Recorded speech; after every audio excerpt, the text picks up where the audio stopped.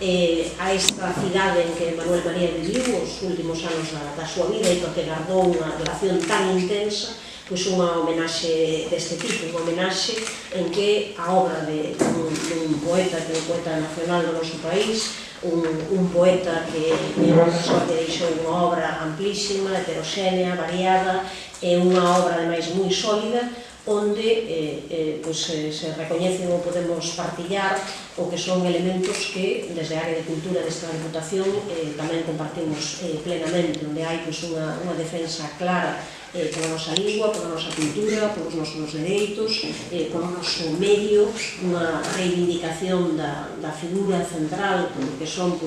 as clases, os sectores máis desfavorecidos do noso país. A verdade é que eu creo que é un ar fresco que nos entra cas lúas do outono nunha semana que, tamén quero aproveitar para dicilo, é bastante triste en xeral para a cultura galega, porque é justamente a semana en que, ao final, se leva a cabo algo que desde todos os sectores culturais reivindicamos que non acontecese, que non pasase, que é a desaparición do Diario Cultural, dun programa que, ademais, levaba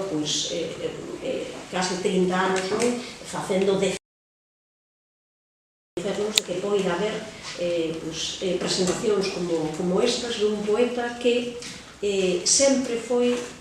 tivo moi boa relación co mundo da música. Eu creo que a poesía é iso, a poesía é oral fundamentalmente, é para ser recitada e é para ser cantada.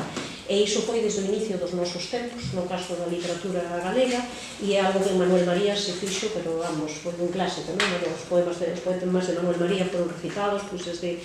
Fuxan os ventos, a Miniemero, a María Manuela, a Roi Casal, a Xardín desordenado, non? Mais en estilos moi diferentes, vamos, un Uxía, moitísimos realmente artistas do noso país do mundo da música que quixeron cantar a Manuel María, e agora únese, eu creo que unha incorporación, a verdade, que é magnífica, extraordinaria, que é Susana Seiván, un referente clarísimo da nosa música, que se una tamén, neste caso, con dous poemas baseados nos soños da gaiola, creo que justamente é un libro que está cumprindo 50 anos da súa primeira edición.